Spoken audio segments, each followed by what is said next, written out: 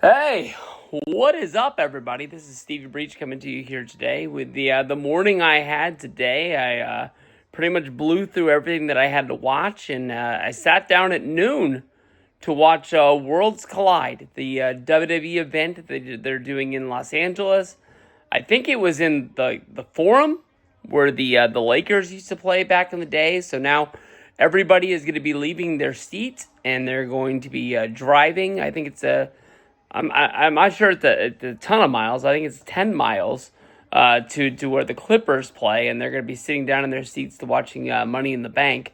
My guess is that probably half of the group of people that went to this show are going to go to both. It's a shame that they didn't find a way to have both events in the same place, but we'll see if Los Angeles traffic allows them to get to both places. But this show was not for everybody. I can tell you honestly, I watched the show.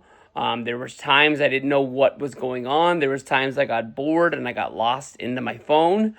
And there were times, honestly, when I thought it was awesome. It definitely, Conan started off the show. He was doing a commentary with Corey Graves, where he was saying, right before the first match starts, this is not WWE. This is not American wrestling. This is Lucha Libre wrestling. This is the wrestling that was made famous in Mexico, and that is the style of show that you're going to see.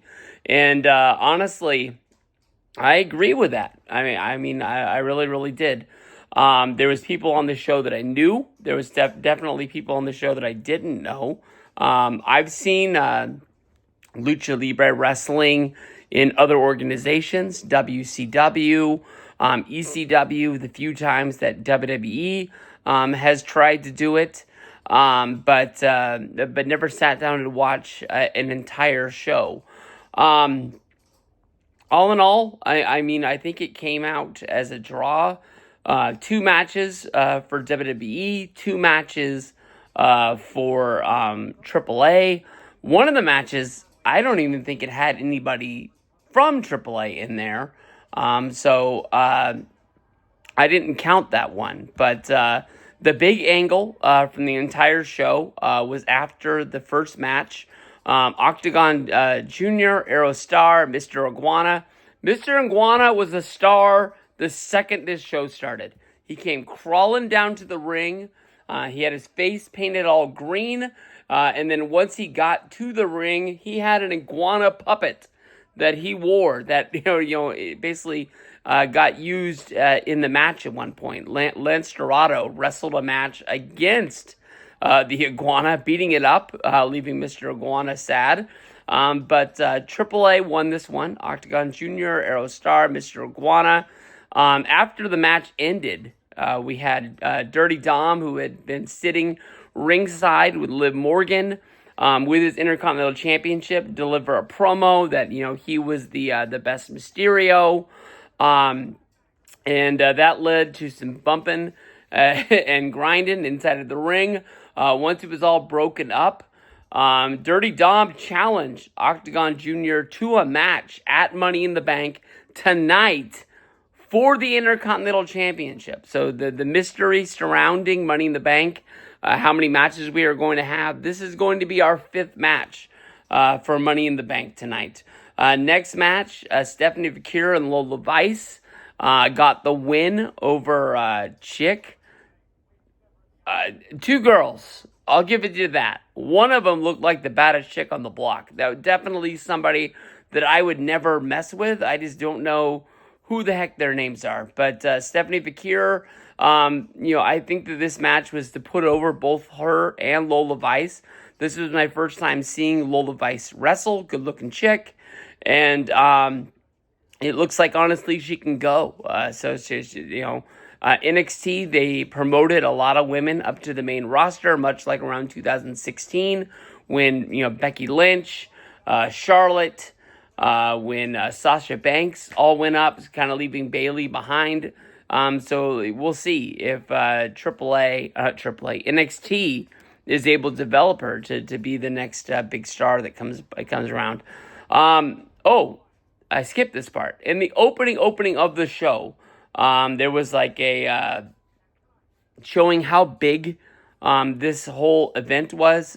Shawn Michaels was in the ring with Triple H, as well as I believe they called her the president of AAA, and they sang the national anthems for Mexico as well as United States. Shawn Michaels, I think that honestly, if he was in the ring, he would have took the cowboy hat off as a sign of respect. But he started off being in the ring with no hat, and the women got to leave this huge wig on. There was no doubt in my mind there was any other way to put it. Like, they did Sean dirty here. I mean, I don't think there was any way to put it. If he was out there for the national anthem, that he had to take his hat off. But man, if you remember the match that was went down in Saudi Arabia, where it was DX against the Brothers of Destruction, where his cowboy hat fell off on Monday Night Raw, and that was the first time us kind of seeing bald Shawn Michaels. It's still shocking to this day. They ran a lot of sort of like snippets that they had put together showing the history of Mexico, the history of AAA, between each and every match. They ran these sort of vignettes in Spanish with English subtitles down at the bottom. It was cool to see the old footage. It was hard to sort of keep up with what they were saying when they were saying it. I find it kind of like when 2015, 2016, when we started watching New Japan, and everything was done in Japanese, and you really didn't know any of the promos. If one of the American wrestlers delivered a promo, it was normally in English, and you could follow along with that. But I don't know. It's probably one of the things they're going to have to figure out with this show. Does it do well in America? Does American wrestling fans, do they want to follow Lucha Libre, or is this still going to be a Mexican product that they're going to have to try and find a way to find a niche to push to make it a bigger company than it is? From there, we went to the other guys from the LWO that broke off: Santo Escobar, Angel, and Berto going against Wagner Jr., Pagano, and Psycho Clown. WWE pulled out the win here. Then we had our Fatal 4-Way. You want to tell me something? I didn't know who Javon Evans was. I've talked about this many times. I just don't watch NXT. Javon Evans, I think, is going to be a star. To me, honestly, this guy stole the show, and I thought that he was the biggest name that was in this match. Ethan Page ended up getting the win here, keeping his championship. I didn't count this match inside of the rankings of how many wins for AAA and how many wins for WWE, since WWE had stacked this match with Javon Evans, Ethan Page, and Rey Fenix. Only Laredo Kid was in this match from AAA, so I didn't count that one. But North American Championship there. And in the main event, we had Chad Gable. He's going to be working double duty today, going up against Vikingo. This match, of course, was set up at WrestleMania as well as Monday Night Raw, when Vikingo kicked Chad Gable in the head, not once but twice. And, of course, Vikingo won the Mega Championship last week against Alberto Del Rio. They showed clips of that show through editing. Somehow, they did not show Alberto Del Rio at all.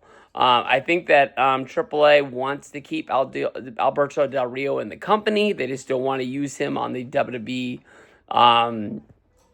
shared shows, I guess you can say. And we'll have to see, because I heard that Del Rio had signed a new contract with the company. But we'll have to see what's going on with that. Vikingo ended up getting the win here. This was one of the matches, honestly, that I kind of got lost in my phone. But the end of the match, honestly, was really, really good. A lot of table spots, and it was fast-paced. Vikingo got the win, and then the faces from the AAA roster came out into the ring and held Vikingo up on the shoulders like this was a monumental night in the history of wrestling. I want to see what the response is, not from like the Dave Meltzers or the Brian Alvarez's of the world. I want to hear like what the wrestling fans really think of this show. If they were able to follow it and stay with it. This was a new company that I think a lot of people were seeing for the first time. And it's kind of like the fourth brand that WWE has to push. How much are they going to push it? How much are they going to make these shows? Is this going to be a big deal, or is it something that's going to be kind of left on the back burner and it's going to be an option for us to watch, but it's not going to be a necessity where your favorite stars from WWE, SmackDown, and Raw are going to be added to these shows to make them have more appeal. So we'll see. Let's get the money in the bank.